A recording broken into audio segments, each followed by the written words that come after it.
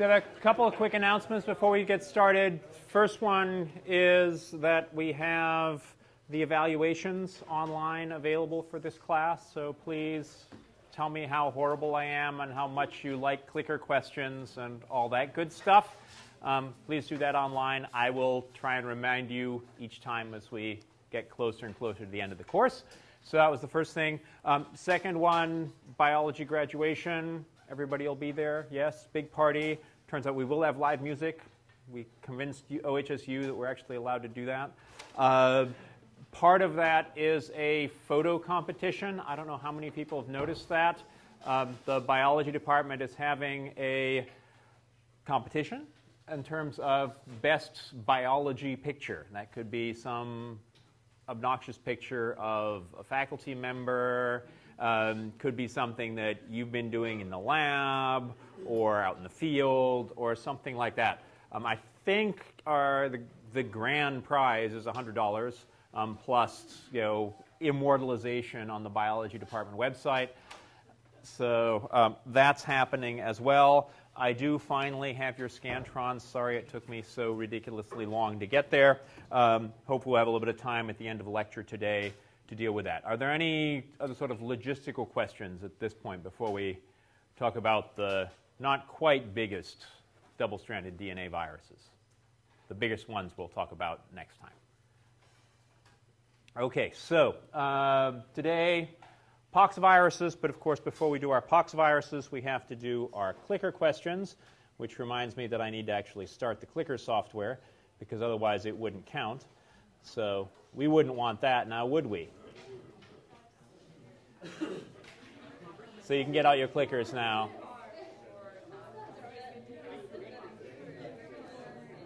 I will update all the clicker scores on D2L. I'll try and do that ASAP here. So there we go. That look better? Good.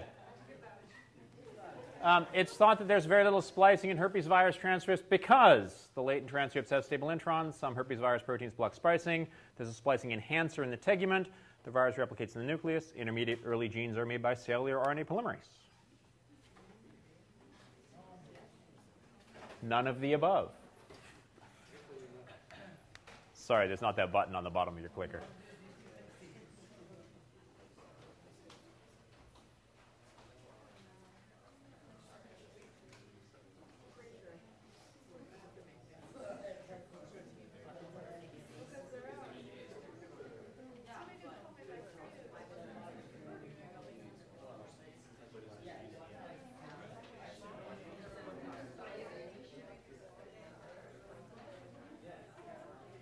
I know that there are more than 32 of you here. I counted.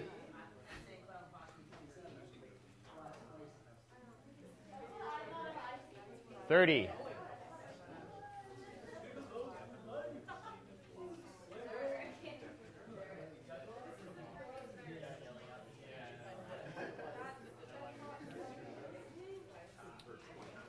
$15.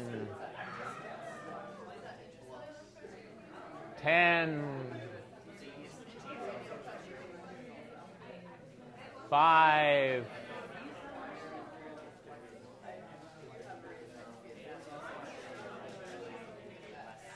'So what do we think? You think I agree? I do, fortunately, yes. A lot of these are in fact true, but they're not a good answer to the question. The latent transcript does have stable introns, which is really bizarre, and it's not quite clear why those introns last for as long as they do, but that's definitely true. Yes, some herpes virus proteins, and I can't remember which ones they are, so I don't expect you to remember them either. Yes. But also you're not going to have open books and open notes for your final, so this is the kind of question I would have for that. There is not a splicing enhancer in the tegument. What is there in the tegument, however? Transcriptional activators in the tegument. Virus replicates in the nucleus. Yes, it does. We'll find today the poxviruses actually don't, which is really fascinating. And intermediate early genes are made by cellular RNA polymerase. Yeah, they are, but that's true for all of the genes in the herpes viruses as well. So we can select this one and close it, and then in 2 minutes everybody can leave. So the VP16 gene in herpes simplex virus is expressed as a immediate early gene, late gene, or Stedman's favorites A and B, or B and C.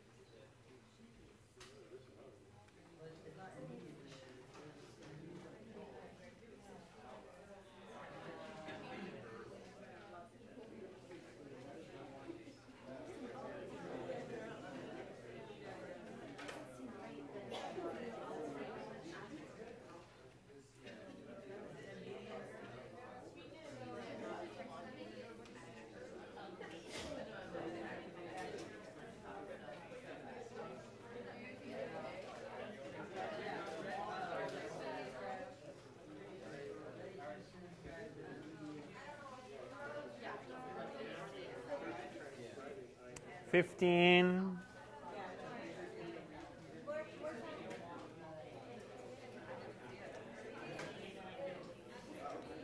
$5.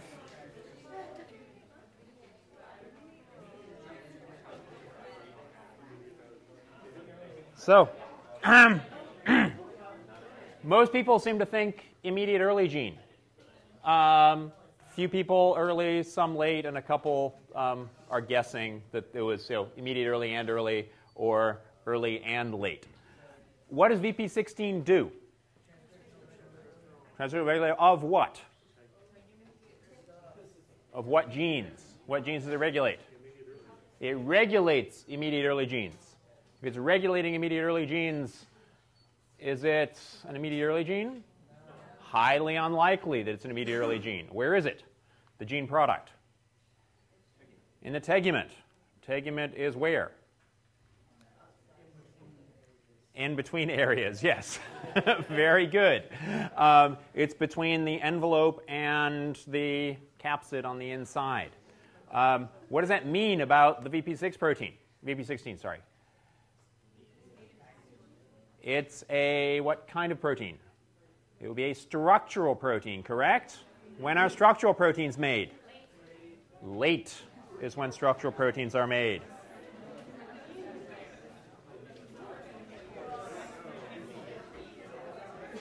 Hasta la vista.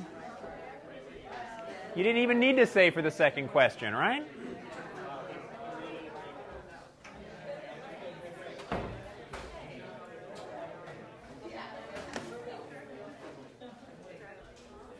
Thanks for being quiet while leaving.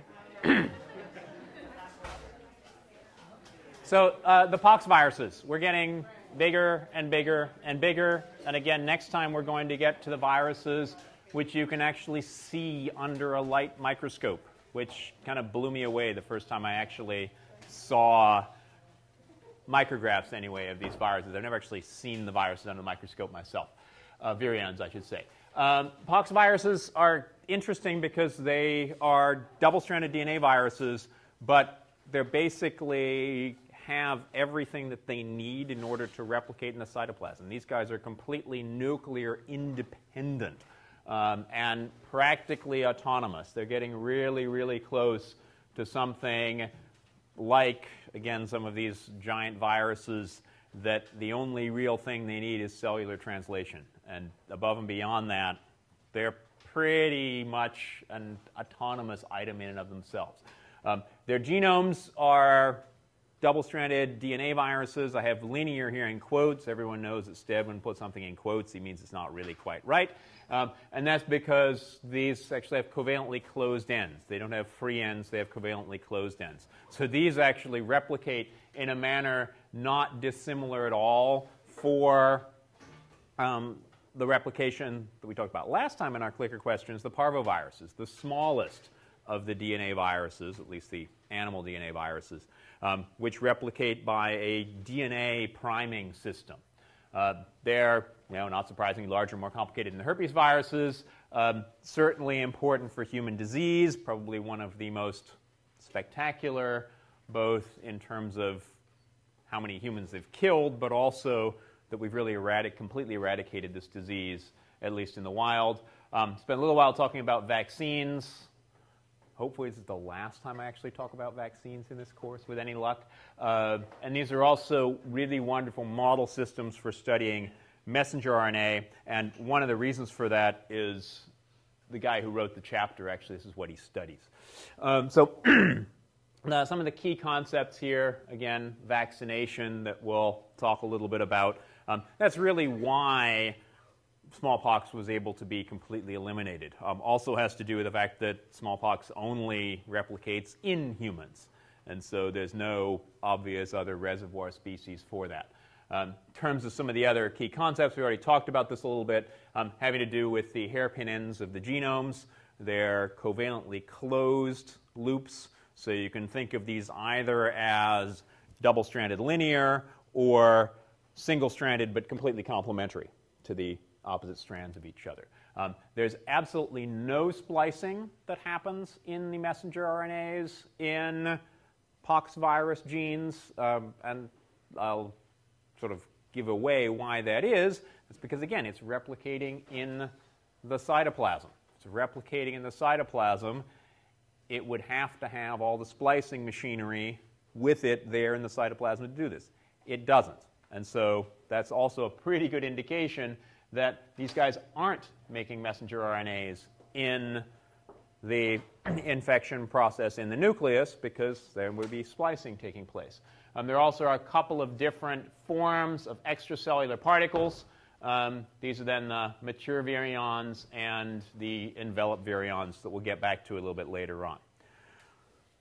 Talk, as usual, a little bit about disease to start with, then go through the genome, replication, transcription, and release. And I also have a little video segment from the virus hunters from the Canadian Broadcasting Corporation talking about the elimination of smallpox virus that we'll take a look at as well. In terms of the molecular biology of Vaccinia, which is mostly what people work on, including this guy here, Rich Condit, who is the author of the chapter in the textbook. Also is one of the co-hosts for This Week in Virology. Quick plug for This Week in Virology. Goes over a little bit of the genome, but particularly replication, transcription, and to some extent release, particularly because this is different from these two different kinds. Start out with viral disease. We knew, or I should say humans knew about smallpox long before we knew about viruses. Probably over 3,000 years ago, or at least 3,000 years ago was the first time that, at least in print, of course they didn't have print then, but written, evidence for this. And that's because you get these really obvious lesions. And this was something which had been known, again, since Egyptian, Chinese, really way back in terms of civilization. The disease, I should say the virus which causes smallpox is the variola virus. Basically was brought wherever people who were infected by it went. And unfortunately, this is probably why most of us have light skin here. It's because of the conquerors, the conquistadors. Most of the conquistadors, the Europeans who came to the New World, brought with them this guy, which was way more effective than any of the horses, rifles, etc. that they brought with them.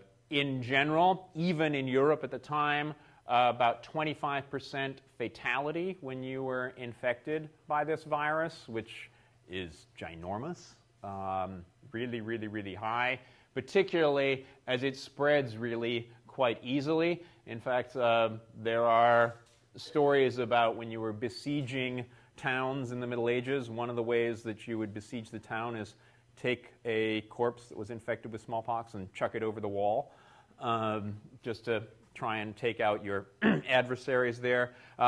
Most important is really this very high rate of mortality in young people, up to about 40% in babies and young adults. One of the things that people, however, noticed is that once you survive the disease, you were then immune to reinfection later on. And so this was the real beginning of the whole idea of vaccination, protection from viral disease by already being infected by it. Turns out there's not just variola. There are a whole bunch of different poxviruses which are circulating in the environment. Probably most important as far as we're concerned here is that variola only circulates in humans. And that's really, again, one of the main reasons we were able to eliminate it. A, there's a good vaccine, and B, there's no obvious reservoir host. But there are a number of other ones. Most of the work, actually rather confusingly, is done on Vaccinia virus, and we don't actually know what Vaccinia virus originally came from. There's a lot of theories about where Vaccinia came from, but works wonderfully as a vaccine, but it may just be something which has been developed through using it as a vaccine. Infects a number of different organisms, humans, of course, but also cows. Was supposed to be cowpox, but actually cowpox is a completely different virus when they finally sequenced it and looked at it, and buffalo as well.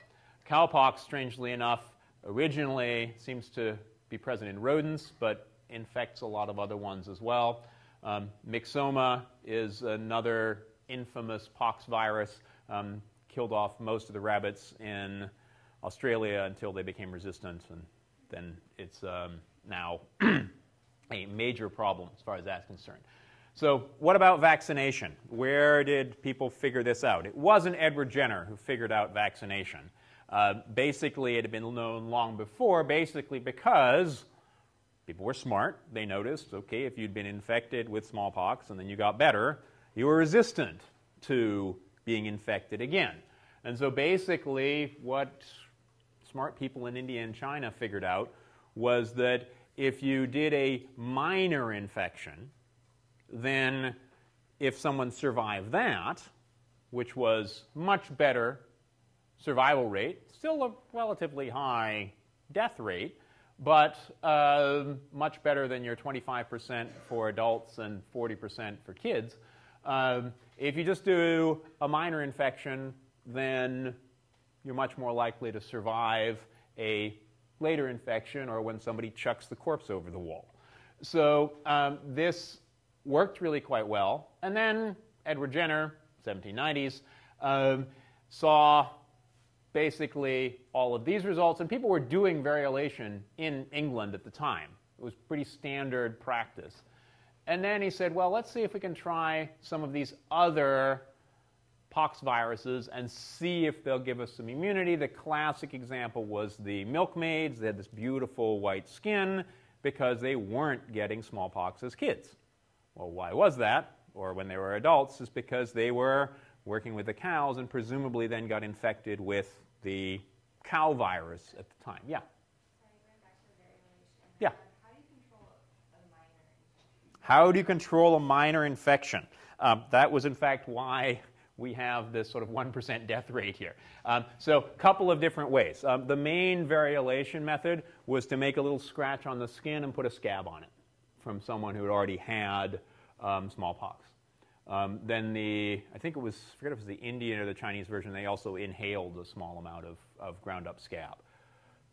Again, talk about, yeah, that's something I'd like to do.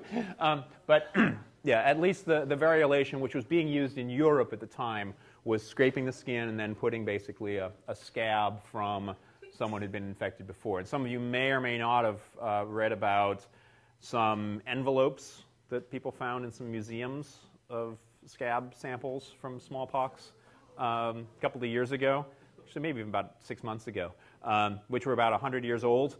And they then took them to the CDC and actually tried to grow virus. Fortunately, they were not able to grow anything from them. There were, however, some vials that were about 50 years old at the NIH, which were, in fact, infectious. Yeah? So were they just taking scabs from somebody who had a not very bad case of smallpox?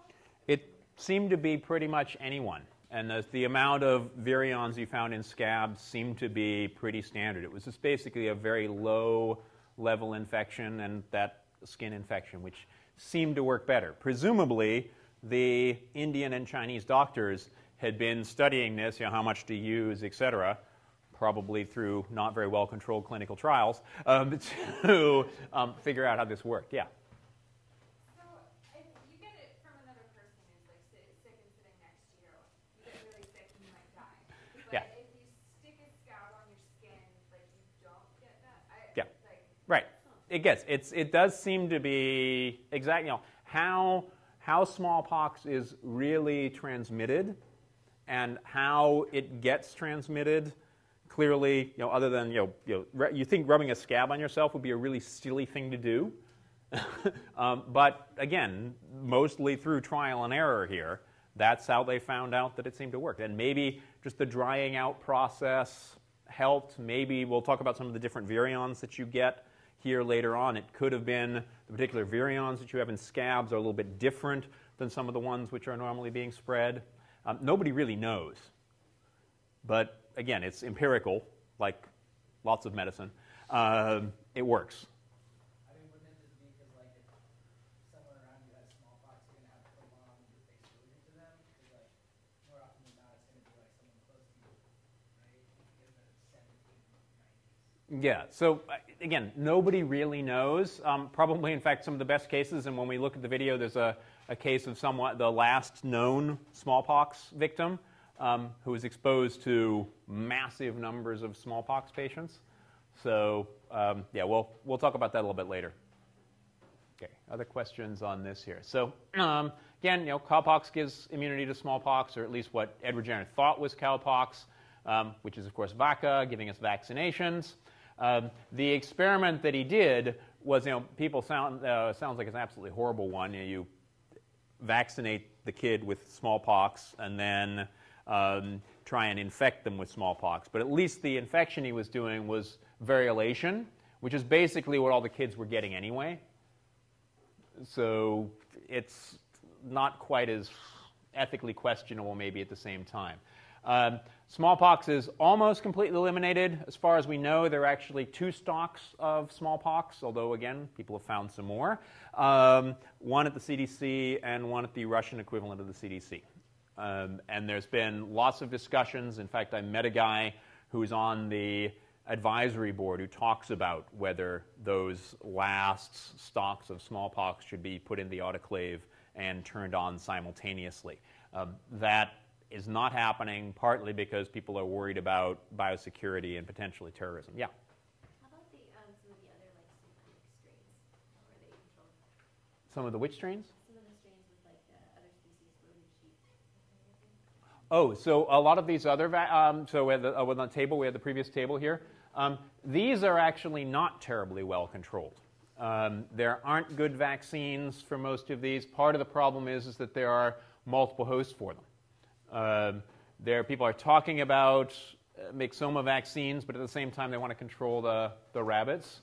So it's really pretty much up in the air. And getting back to this here, so smallpox almost eliminated, but the vaccine was developed in the late 1700s and was only eliminated in 1979.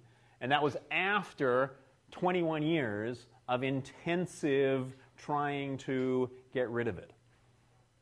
So I think that's part of the issue, I think, here, is that exactly how much effort you put into trying to eliminate one of these things, it's a huge amount of time and effort and, of course, money as well.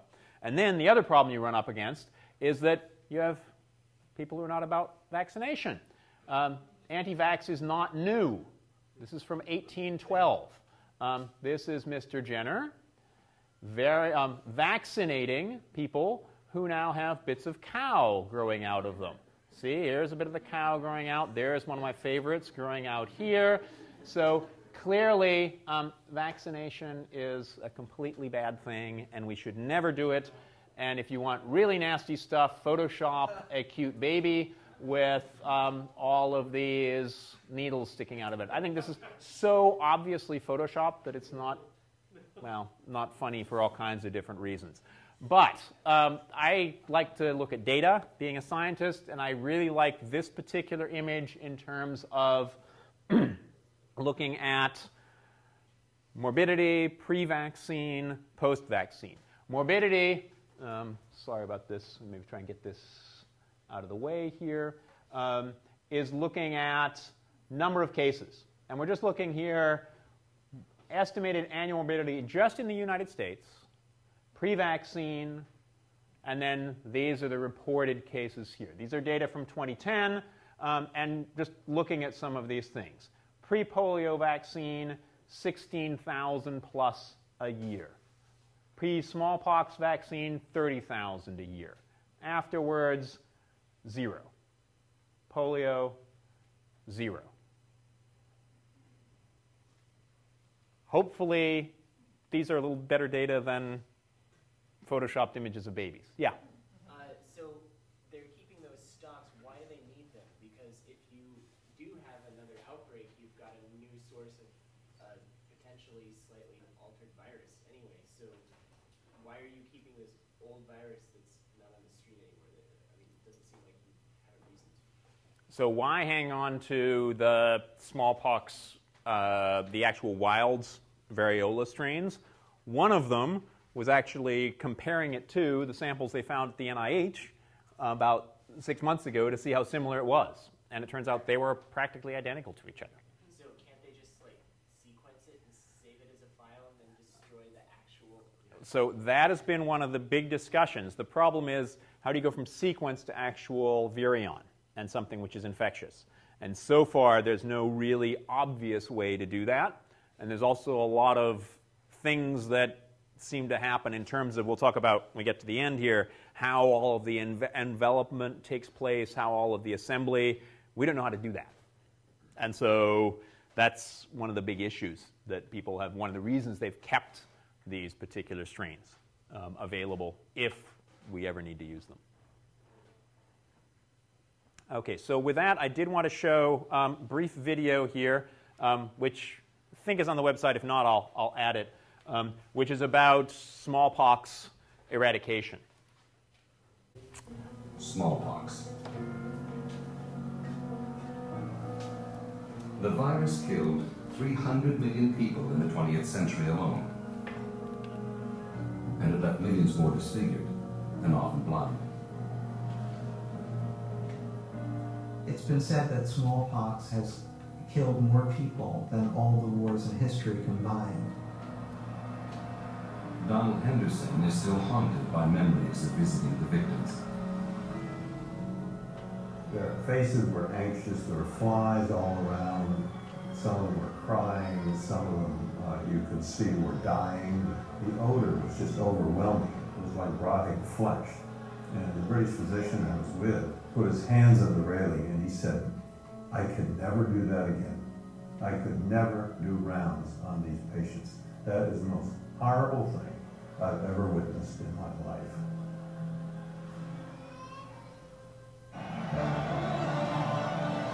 The battle against smallpox, in fact the outright war on all infectious diseases, started in earnest at the end of World War II. It was an era of science and progress, a time of confidence, some would say of hubris. There was a tremendous optimism that science was going to protect us and it was going to solve all our problems. Penicillin had just made its debut, and this was effective against bacteria. There was a kind of sense that we would have something for viruses soon, if not immediately, and in any case, we had vaccines. No one doubted germs would surrender to medical ingenuity, and they did. DDT, the miracle insecticide that helped prevent epidemics in war-torn Europe and Pacific areas, goes to work in an American community. It seemed like a golden age when many of the diseases we used to fear in the past, like whooping cough, diphtheria, smallpox, polio, all seemed to recede into the woodwork because we could control them. With smallpox and other infections apparently in retreat, research could focus on the remaining killers, chronic diseases like cancer and heart ailments. These were now the biggest challenge in the war on disease. In 1954, as a newly minted doctor, Donald Henderson was ready. It was a time of optimism. It was a time of delusion. These were great triumphs of public health and great triumphs of science, having these vaccines controlling these once feared and once deadly diseases. But what really happened was sort of more out of sight is out of mind. They were gone only in our thoughts. Bradford faces a grim situation. In reality, outside of North America, smallpox was very much alive. In the early 1960s, there were many importations of smallpox into Europe. Part of the reason was there were big outbreaks in India and Pakistan, and they were coming across as visitors or immigrants and starting outbreaks. And I was concerned it was going to happen in the US, and we hadn't had any smallpox for so many years. The world's wealthy nations, where smallpox was a fading memory, now had to face a stark truth. They would never be safe until the virus was destroyed everywhere. In 1966, the World Health Organization selected Donald Henderson as the man to do it. He was under 40, old enough to lead, yet young enough to believe. We were engaged, if you will, in a crusade to do something that had never been done before, which many doubted could be done. When the global eradication program started, there was smallpox in 43 countries, 15 million cases a year. Vaccine was scarce, and there was never enough money. All the team had was heart. They were young, they were willing to spend incredible amounts of time in the field, they worked very hard, and let's say that they lived from the field. They were not very good at embassy cocktail parties.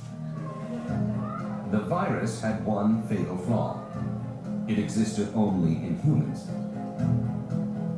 Since no animals carried it, if every human at risk could be vaccinated, smallpox could be beaten. In the first year of the program, Henderson's teams vaccinated over 25 million people on 3 continents. Smallpox is by far the easiest of all the diseases to eradicate. You need to vaccinate only once and the individual is protected. If you had a vaccine that was very stable, you knew where the smallpox was all the time because everybody who could transmit the disease had a rash, and a very typical rash. There were no silent carriers who could spread it. But teams still had to go out and hunt it down. A photo of a baby with smallpox said everything people needed to know to help find the victims. Slowly, one needle at a time, the killer was cornered.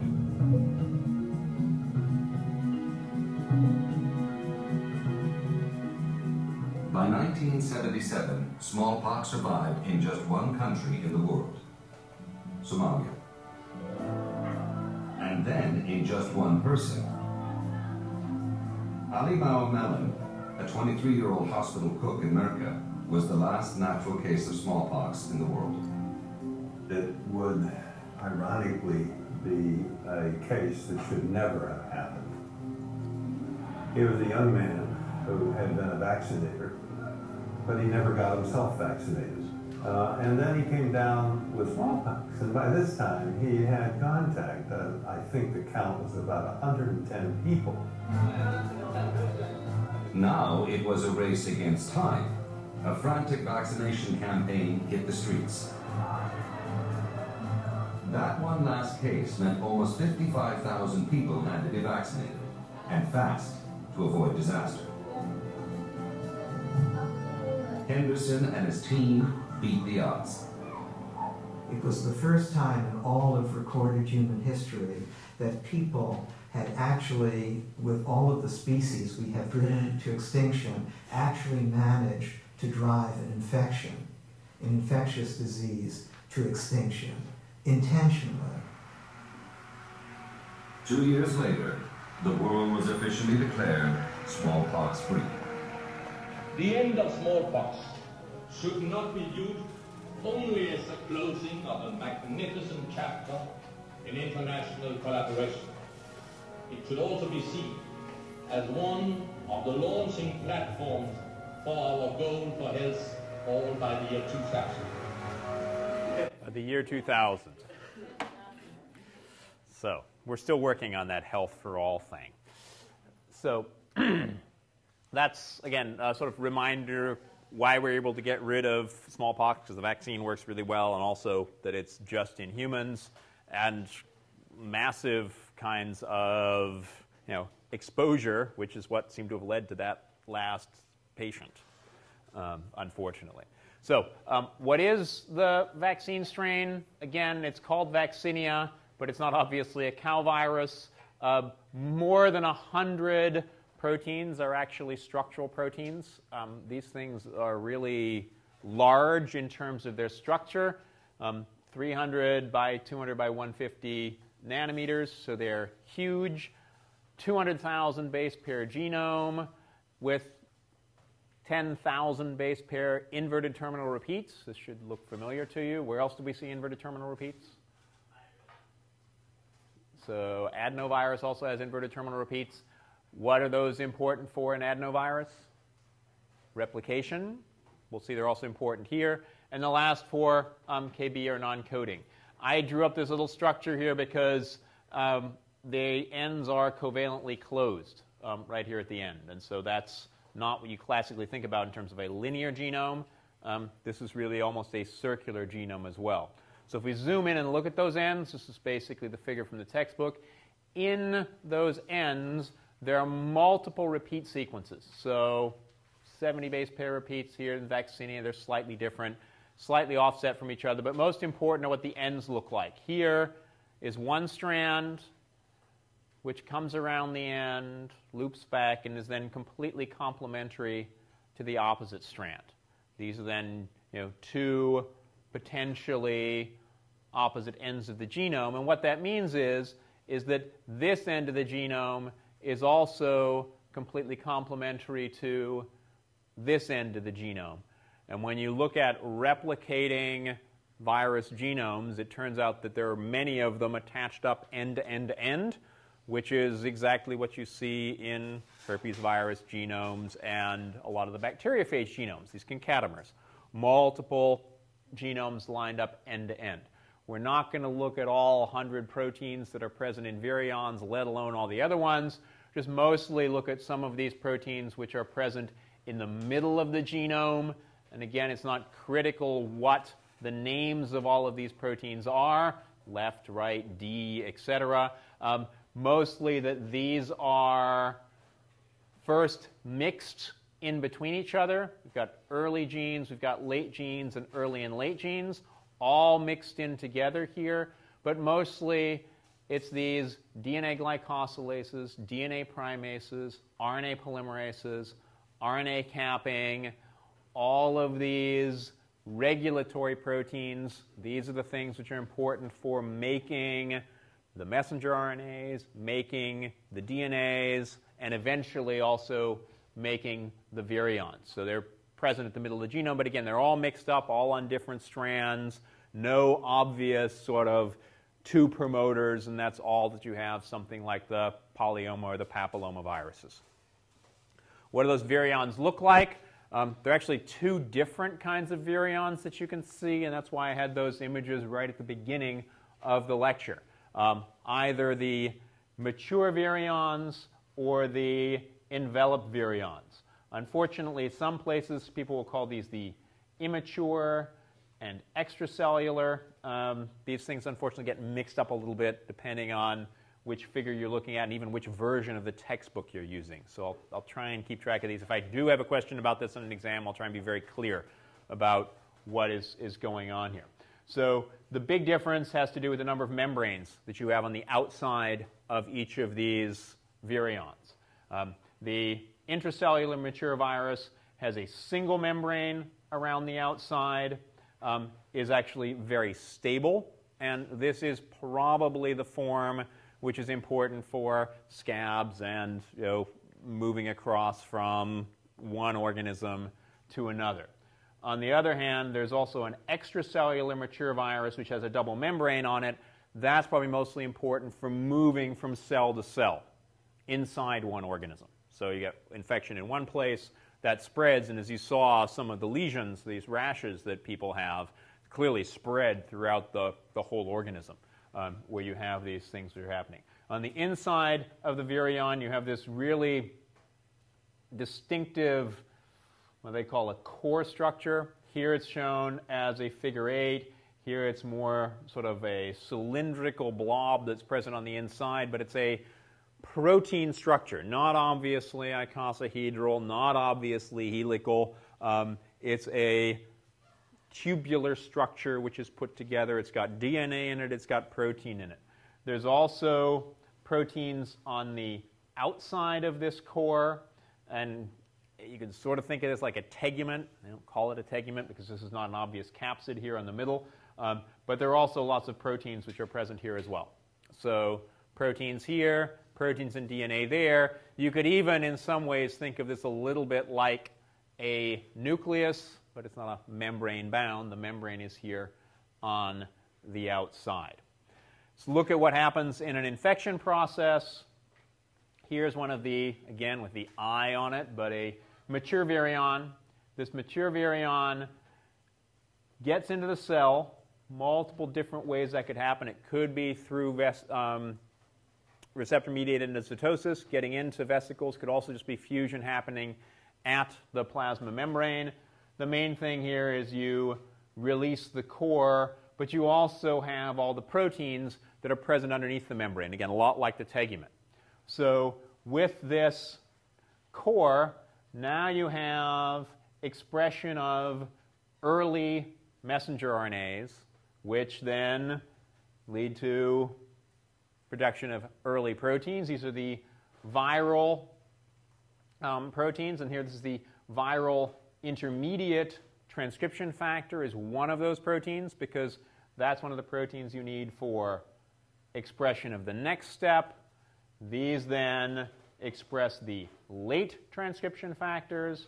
Those are going to be important for making the late messenger RNAs, which make the late proteins, including the early transcription factors, because these are the things, just like VP16, that are going to get packaged into particles, and then when you come in to the next cell, be those that are available there to turn on all of these early genes. You'll notice all of this is happening in the cytoplasm. There's no interaction with the nucleus whatsoever here. And that basically tells you everything that you need for making messenger RNA and for making more of your genome is all present either here in your core, all of these proteins which are made, or being expressed here from the DNA which is there. One of the processes whereby Vaccinia regulates the amount of particularly some of these later proteins is that they're dependent on DNA replication. And again, that's pretty common for a lot of the things we've talked about so far. Early genes are important for replication. Late genes only get expressed after you have replication. But what are these genes which are packaged here, either in the core or in the tegument analog which is there? Basically, everything you need. I'm not going to ask you all the details here, but it's got its own RNA polymerase. It's got its own transcriptional initiation proteins. These are all capped messenger RNAs. They're functioning totally normally in the transcription and translation process.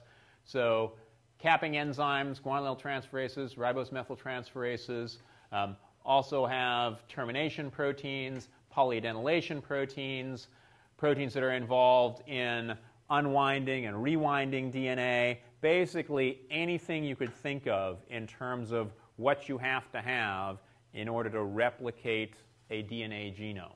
Same thing is present here. One of the things that I'm really impressed by, if you look at the genome here, are all of these DNA glycosylases. So this is a classic enzyme which is involved in DNA repair. So not only are they replicating their genomes, they're also repairing whatever kind of mistakes they make in their genomes.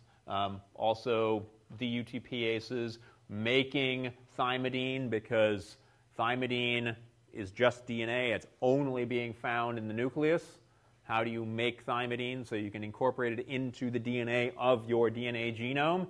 You need to have thymidine kinase, thymidylate kinase, and ribonucleotide reductase. So you can take normal RNA and change it into thymidine in order to be able to incorporate it into your genome. So again, completely independent of all of the nuclear enzymes which are necessary there.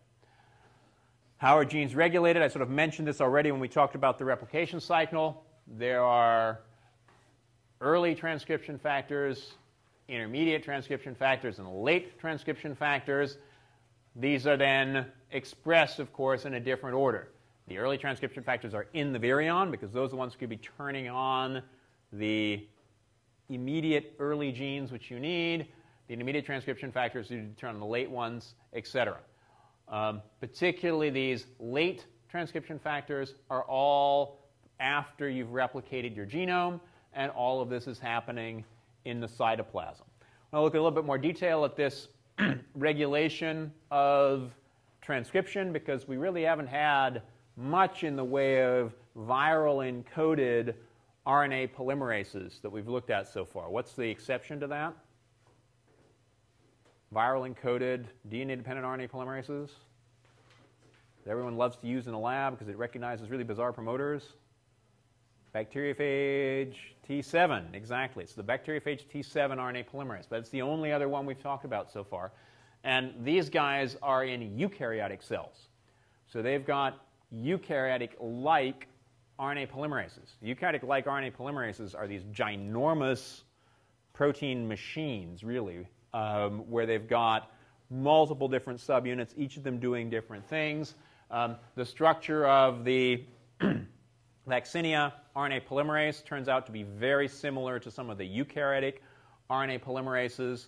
They also need lots of general transcription factors in order to find promoters. These are the early transcription factors. There are also some cellular proteins that are involved. They bend the DNA a lot like what happens with the Tata box, and you get your transcription taking place. Each of the genes, all those mixed up genes that I showed you in the genome before, each of those seems to have their own promoter, which is then regulated by either early, intermediate, or late transcription factors. So that's how you're getting all the regulation of the various different viral genes. So that's turning on transcription. This little red arrow represents here where transcription starts. Of course, at the end, both ends actually of that messenger RNA, in order to get it translated by the cellular translational machinery, you've got the cap and tail.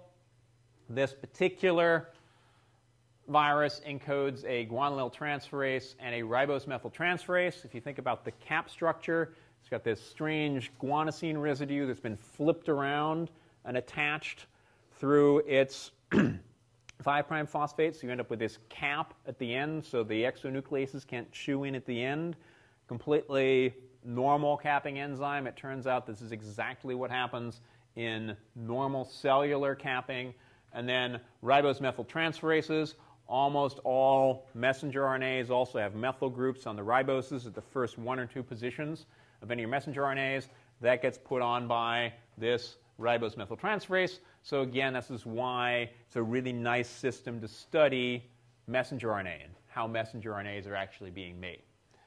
Genome replication, this should look really, really familiar because of this image right here, which is what kind of replication? Parvovirus replication. The ends here, you remember they're completely complementary to each other. You nick one of these ends, that provides you a 3' OH in a template. It's now a viral polymerase, which will extend out here to the end. These sequences, of course, are complementary to each other because they form these hairpin ends. So each of them can form up into a hairpin. You end up with a free 3' OH and then a template, and this can extend all the way down to the opposite end and, in fact, keep going all the way, giving you concatemers. So you remember these multiple genomes all hooked up end to end to end. This is exactly what you see in Poxvirus replication as well. Once you have multiple copies of these genomes, you, of course, need to package each one into an individual virion. How do you do that? It's what's called resolution. Holiday junction resolution is something that you see in homologous recombination, where you've got 4 DNA strands basically crossed over with each other, cut them, and then separate those 2 double strands from each other. Basically, exactly the same thing seems to be happening here with these concatemeric structures. As you cut, religate, now you have a single genome. That single genome can be packaged into a single virion. So, genome replication, messenger RNA production. There are a couple of weird things about Vaccinia which makes it not such a good model system for understanding cellular RNA, and that is that you have these poly-A's, but they're poly-A's at the 5' end, not at the 3' end of a lot of your messenger RNAs. And that seems to be through the RNA polymerase itself adding a bunch of A residues at the 5' end in the untranslated region. Why it does that is not entirely clear. May have something to do with translational regulation, etc. But again, this is not really clear. It's just one of these things that people notice. The other thing is that 3' ends are not all nice poly-A tails.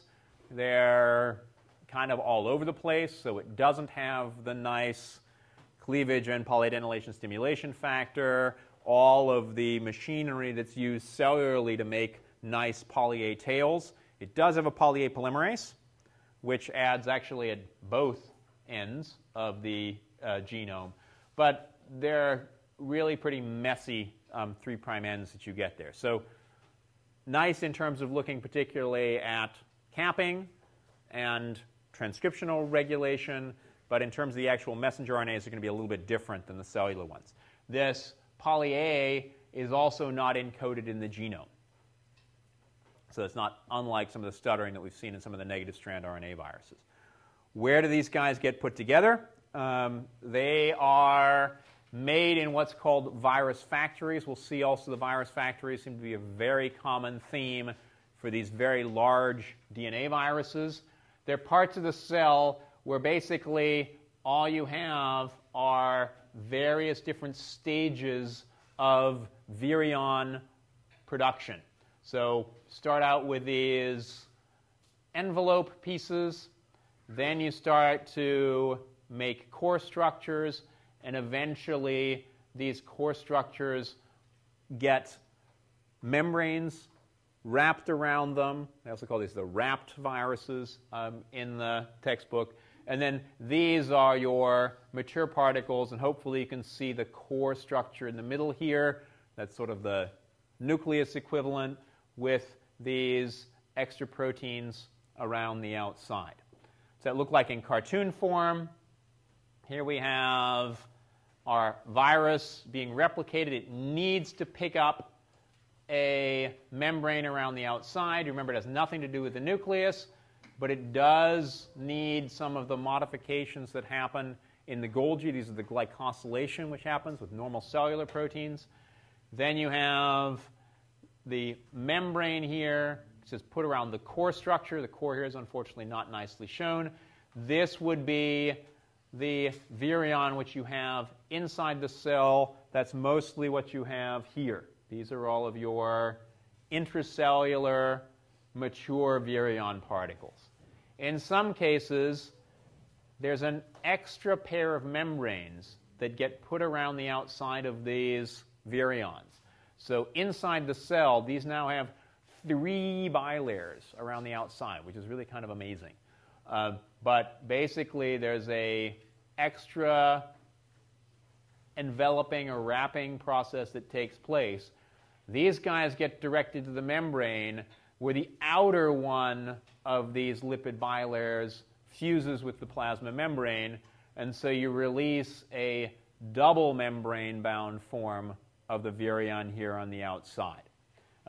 These are the ones which seem to be mostly important for moving from cell to cell.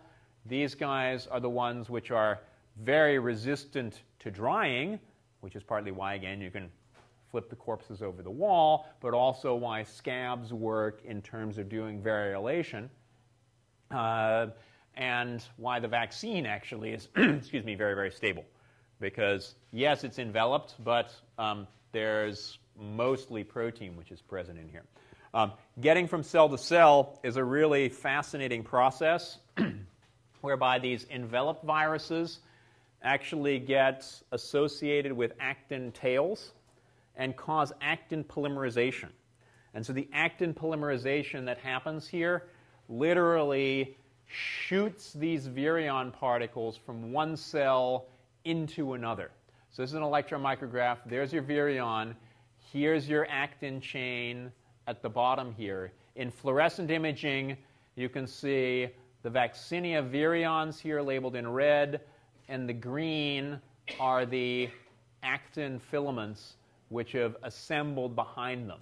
Basically, this seems to be a way to push your virion out of one cell and into another. There's some amazing videos. Unfortunately, I didn't have a chance to incorporate them into the presentation here. Here's a normal case of actin filaments. Here's a Vaccinia virus-infected cell, and you can see all of these actin filaments are lined up behind these virions, trying to push them across into whatever poor unsuspecting cell is right next to them. So what's happening to the plasma membrane when this is happening here, and what about these actin filaments? Are they sticking out through the outside of the cell? The answer to that is, I don't know. But at least from what I remember when I've looked this up, it basically seems to be, again, you've got that extracellular enveloped particle, which has got, starting out with the 3 membranes around it. It loses that first one when it hits the plasma membrane, and apparently those actin filaments just basically go straight through the membrane at that point. Again, I don't know all the details, but that appears to be how they're actually working here. These are, by the way, images from the Flint textbook, which is on reserve over in the library. So with that, if you'd like your scantrons, they're up here at the front, and we'll talk about even bigger viruses on Friday. A's to C's, D's to H's, I's to L's, M's to P's, R's to S's, C's to Z's.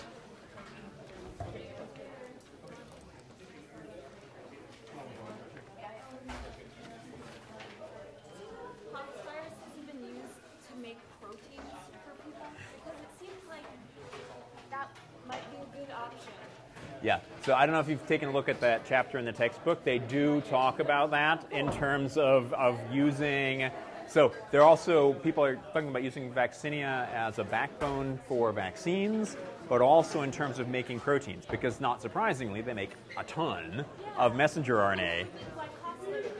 Yeah, then they get glycosylated the right way. So in terms of protein expression, so Vaccinia is one of sort of the new protein expression platforms that people are using, together with baculovirus, which we didn't talk about, but it's a similar kind of thing. There's that chapter about that. So a lot of these things in terms of making different proteins. Vaccinia is a really promising technology for using that.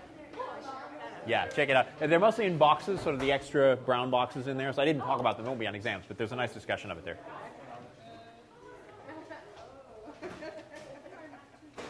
Yeah. Yeah, it was good. Yeah, no, that was fine. It's like the other people I was with, oh, God. This celebrity we're going hiking with. Oh, it turned out to be really beautiful. Yeah, the weather cleared up, and it was really nice. Yeah. Yeah, we camped at the state park. So, it was nice. Were you guys out there for the weekend, too, or just at the state park, or were you saying? Cape Legat State Park? No, yeah. No, cool. We lucked out. Actually, we didn't luck out. My wife is really well organized, so we got a yurt. So it's really nice. Because this time of year, you never have no idea what the weather is going to be like. Oh, happy birthday.